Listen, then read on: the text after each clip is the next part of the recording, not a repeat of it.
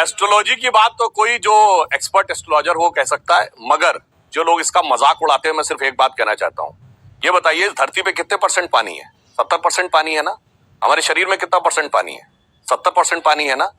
तो चंद्रमा के मूवमेंट से धरती के पानी पर असर पड़ता है और हमारे शरीर के पानी पर असर नहीं पड़ता है। क्या ये बात वैज्ञानिक लॉजिकल है?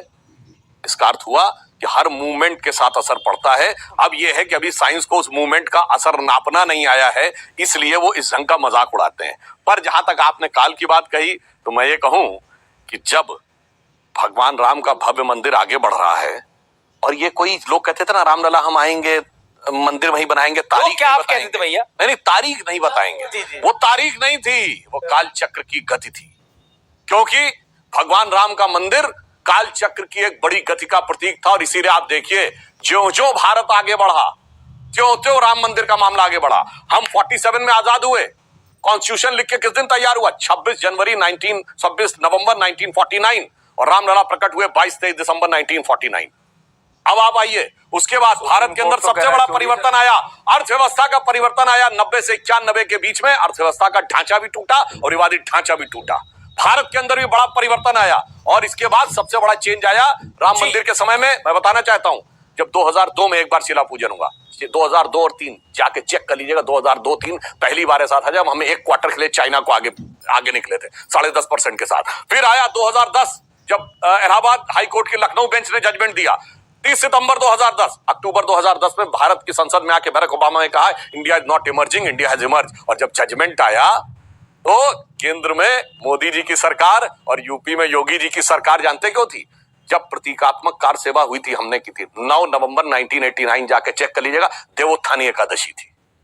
30 अक्टूबर 1990 देवोत्थानी एकादशी थी। देवता जागृत हुए थे, वह कार्य सफल हुआ। क्योंकि भगवान राम जानते क्या है? तात ना राम नहीं नर भूपाला। ये कोई मनुष्य नहीं थे इनका आप जन्म मांग रहे थे। तात राम नहीं नर भूपाला, भुवनेश्वर कालहु कर काला। ये काल के काल थे, और काल चक्र की बदलती हुई गति अब दिखाई पड़ रही। यही नहीं, अभी और सुनिए। दूसरा, ये ग्रेगोरियन कैलेंडर का पहला महीना आ रहा है ना, जनवरी। हमारा नया साल शुरू होता है मार्च से। अब मैं एक बात कहना चाहूंगा, 2 महीने का अंतर है दोनों में।